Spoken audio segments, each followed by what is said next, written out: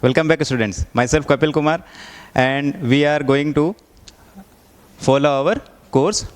So हमने अभी तक क्या पढ़ रखा था पिछले वीडियो में? हमने पिछले वीडियो में ये पढ़ा था कि मैकेनिज्म क्या होता है ट्रेड्स का एक्सप्रेस होने में, है ना। मैकेनिज्म क्या होता है, जैसे कि मान लो 10th लेवल में हम तो केवल इतना जान ले कि हाँ मैकेनिज्म है क्या, वही ज़रूरी है, क्योंकि उसके बाद क्या है थोड़ा सा दूसरे तरीके के प्रोटीन एंजाइम्स वगैरह वगैरह क्या क्या बोलते हैं इंक्लूडिशन हो जाता है, इंक्लूड होने लगता है।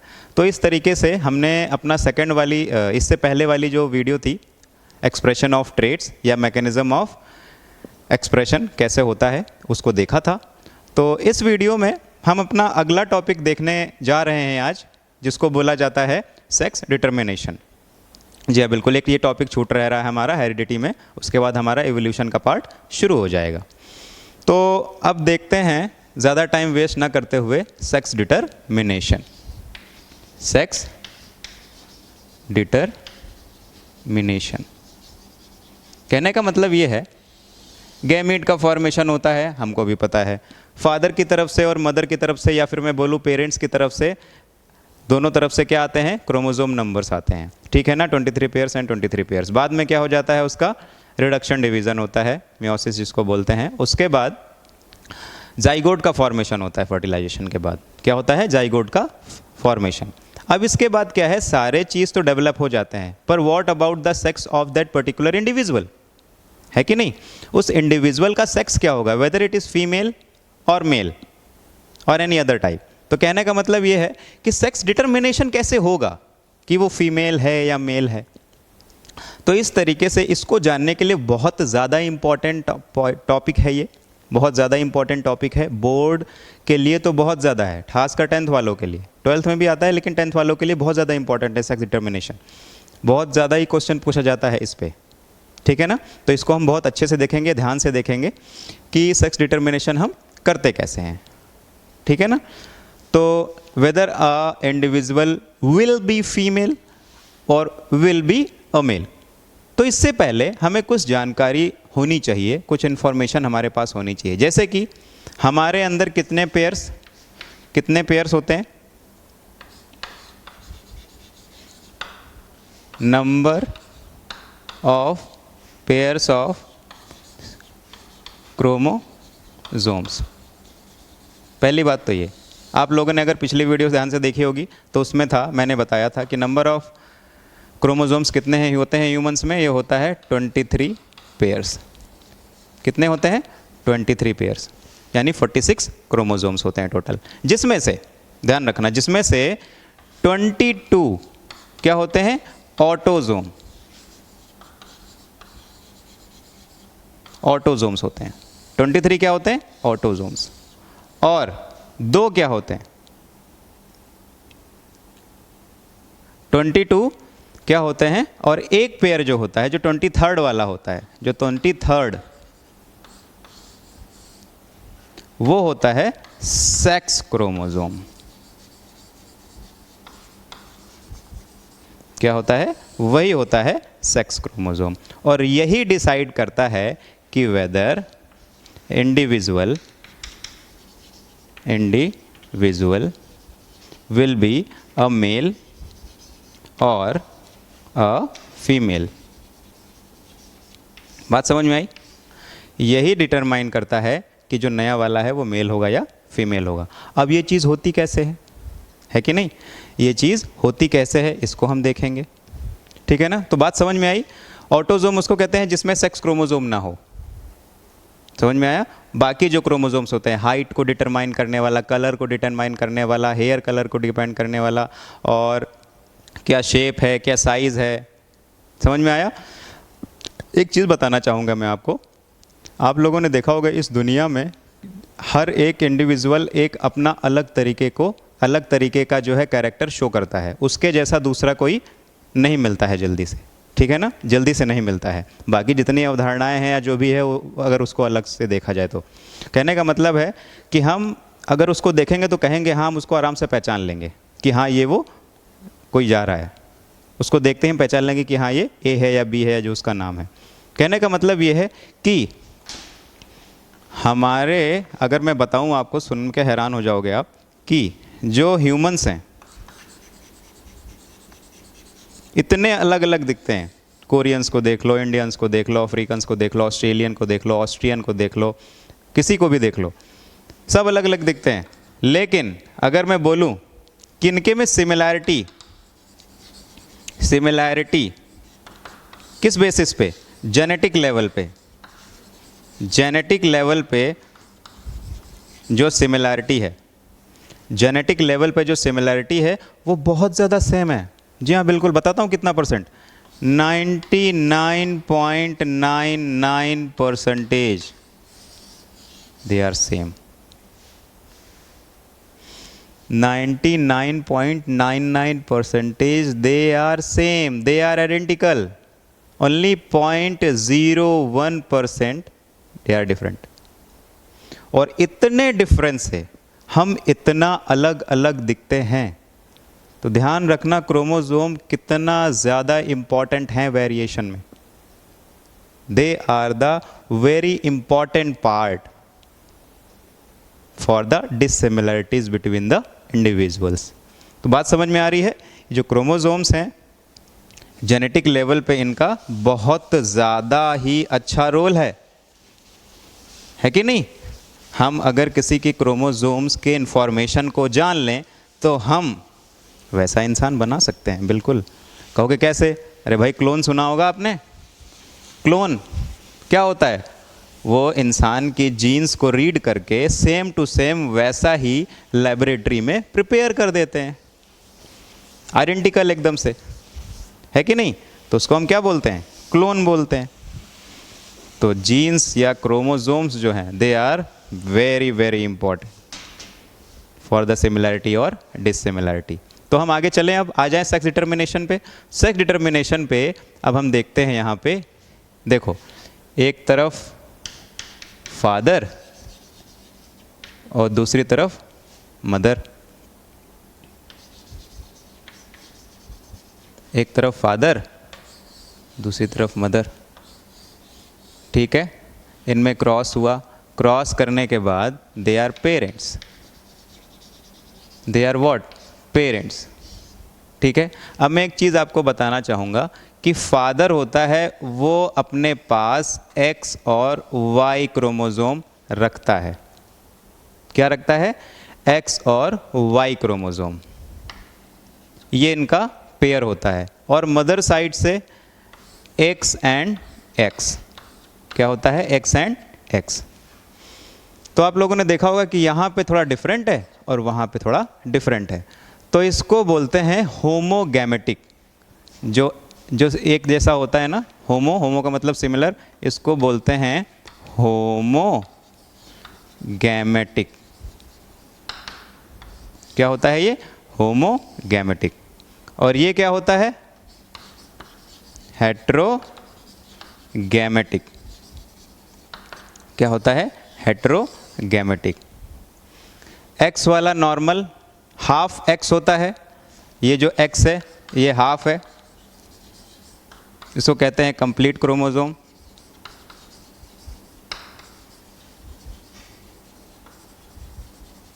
या फुल क्रोमोसोम। और ये जो वाई वाला है इसको बोलते हैं शॉर्ट क्रोमोसोम या शॉर्ट वाई क्रोमोसोम। ठीक है ना?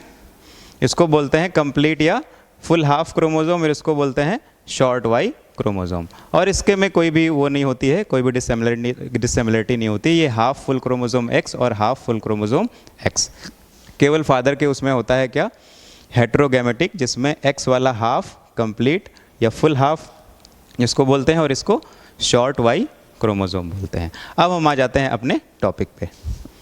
ये इन्फॉर्मेशन ज़रूरी होती है। इस इन्फॉर्मेशन को रखने से हमें जो कॉम्पिटिटिव एग्ज़ाम्स हैं उनमें हमें आसानी हो जाती है। तो एक्स और वाई, कहने का मतलब है father possesses X and Y. ठीक है? और जो मदर साइड में होता है वो होता है एक्स क्रोमोसोम। ठीक है ना? तो इससे तो आपको पता चल ही गया होगा, अगर अरेंजमेंट क्रोमोसोम्स का एक्स और वाई होता है तो क्या बनेगा? नए इंडिविजुअल क्या बनेगा? नया इंडिविजुअल बनेगा फादर या बॉय या मैन।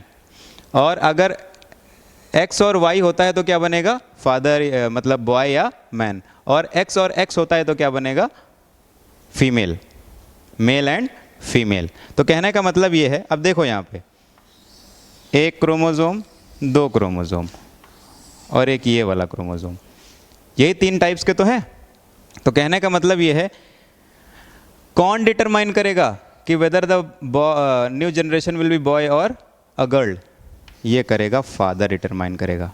इसमें फीमेल का रोल तो है ही नहीं एक तरीके से देखा जाए, क्योंकि दोनों का तो एक्स एक्स है, दे आर होमोगैमेटिक। हेट्रो कौन है, यही, तो ये रिस्पॉन्सिबल होगा, फादर रिस्पॉन्सिबल होगा या मेल रिस्पॉन्सिबल होगा, whether the new one will be a male और मेल चाइल्ड और अ फीमेल चाइल्ड। ठीक है ना। तो अब मैं बोलूँ, अगर ये वाला एक्स फर्टिलाइजेशन के टाइम पे इससे मिल जाता है तो फॉर्मेशन क्या होगा बताओ आप, इधर का एक्स और उधर का एक्स, क्या आया, नया इंडिविजुअल क्या होगा बताओ, नया इंडिविजुअल क्या होगा जल्दी बताओ, ये होगा फीमेल, क्या होगा, फीमेल। कौन रिस्पॉन्सिबल हुआ, अरे ये रिस्पॉन्सिबल है ना, इसने अपना वाई वाला नहीं एक्स वाला क्रोमोसोम दिया है। किस टाइम पे, गैमेट फॉर्मेशन फर्टिलाइजेशन के टाइम पे, जाइगोट जब बन जाता है। और उसके बाद देखते हैं, अगर एक्स वाई के साथ में एक्स वाला कंबाइन हो जाता है, इस वाई के साथ में एक्स वाला कंबाइन हो जाता है, तो क्या बनेगा, एक्स एंड वाई। जो नया कॉम्बिनेशन होगा, जो नया कॉम्बिनेशन होगा, उस कॉम्बिनेशन में क्या आ रहा है, एक्स एंड वाई। तो हमने पहले देखा था कि जब कॉम्बिनेशन में एक्स एंड वाई आ जाए, जब कॉम्बिनेशन में इफ़, अगर मैं बोलूँ if X and Y form after the combination of sex chromosome, if x and y form after the combination of sex chromosome, then the new born individual newborn individual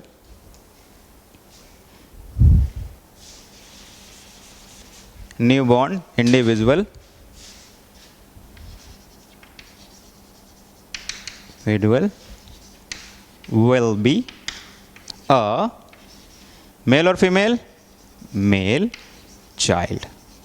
बात समझ में आई। अगर उनका combination जो बनता है वो एक्स एंड वाई का बनता है, जैसा कि यहाँ बना हुआ है, ये देखो, तो ये क्या हो जाएगा, मेल चाइल्ड हो जाएगा, मेल चाइल्ड। और यहाँ पे देख लो, अगर यहाँ पे एक्स एंड एक्स हो गया तो क्या बन जाएगा, फीमेल चाइल्ड, फीमेल चाइल्ड बोल दो इसको। बात समझ में आई। और यहीं पे अगर हम दूसरी चीज़ बोल देते हैं इसी स्टेटमेंट में, if X and X, if X and X, इसको मैं बोल्ड में लिख देता हूँ, if X and X form, if X and X form after the combination और during the gamete formation sex chromosome, then the newborn individual, then the newly born individual will be a male की जगह पे क्या हो जाएगा, female child. ठीक है ना, क्या हो जाएगा, फीमेल चाइल्ड। इसको ध्यान रखना, ये बहुत ज़्यादा इंपॉर्टेंट है, बहुत जगह इसको पूछ लिया जाता है। बेटा एक बात बताता हूँ इसके साथ साथ में आपको, कि बहुत सारे इंडिविजुअल हैं जिन पे एनवायरमेंटल कंडीशन भी डिपेंड करती है। क्या डिपेंड करती है, एनवायरमेंटल कंडीशन। ठीक है ना, for the new formation of new individual, ठीक है ना, उसके लिए एनवायरमेंटल कंडीशन का भी फैक्टर डिपेंड करता है। कहने का मतलब ये है, जैसे कि for example humans, they actually do not specialize कि उनको इस सीज़न में क्या कहते हैं मेटिंग करनी है, ठीक है ना, या क्रॉस करना है, but few individuals are restricted कि इसी टाइम पे ही करना है, नहीं तो फिर उनका जो न्यू फॉर्म या फिर नया फॉर्मेशन जो होने वाला है वो फॉर्मेशन नहीं हो पाएगा, ठीक है ना। उनके जो एग्स होते हैं या लेइंग वंस जो होते हैं, इसको हम विविपेरस हो या ओविपेरस बोलते हैं, वो क्या है, एनवायरनमेंट फैक्टर उनको बहुत ज़्यादा रिस्पॉन्सिबल करता है, हेल्प करता है। Environment factor helps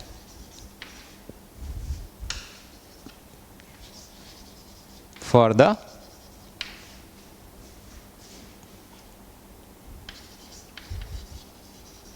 species, environmental factor help for the species number maintenance. कहने का मतलब ये है कि एनवायरनमेंट में या अर्थ पे कोई स्पीसीज़ कितनी है कितनी नहीं है, उसके लिए तो क्या बोलते हैं, रिप्रोडक्शन की ज़रूरत है, और रिप्रोडक्शन के लिए एनवायरनमेंट फैक्टर की ज़रूरत है, क्योंकि एनवायरनमेंटल हेल्प करता है कि उसका जो एक स्पीसीज़ है वो इस अस्तित्व बना रहे, इस अर्थ पे उसका अस्तित्व बना रहे। जैसे फॉर एग्ज़ाम्पल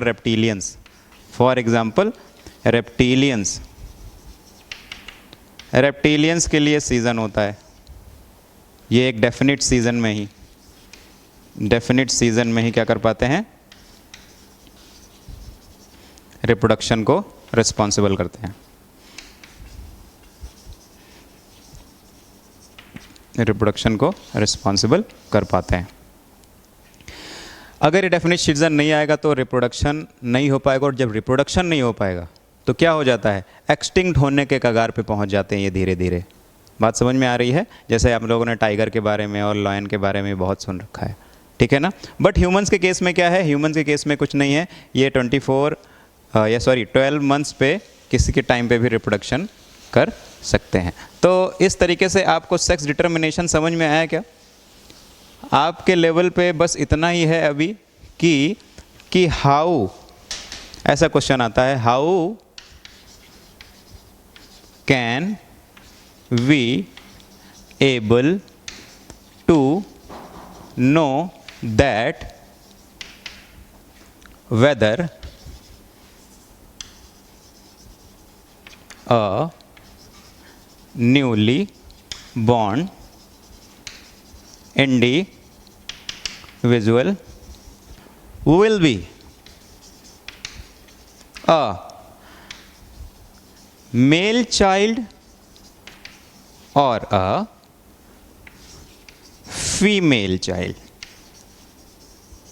बस इसी क्वेश्चन को वो 2-3 तरीके से लैंग्वेज में कंफ्यूज कर देते हैं, लेकिन क्वेश्चन का मतलब एक ही होता है कि how can we know that, how could we know that whether the newly born individual will be female और अ मेल। तो मेरे को लगता है कि आज के इस एक्सप्लेनेशन से आपको इस क्वेश्चन का आंसर ज़रूर मिल गया होगा, और अगर थोड़ी सी भी कोई कन्फ्यूज़न होती है तो बिल्कुल आप उसको पूछिएगा, मैं इसको ज़रूर बताऊंगा, और थोड़ी सी भी कन्फ्यूज़न होगी तो मेरे को ज़रूर बताइएगा। तो इस तरीके से हमारा ख़त्म होता है आज का topic sex chromosome. Thank you for today, thanks a lot.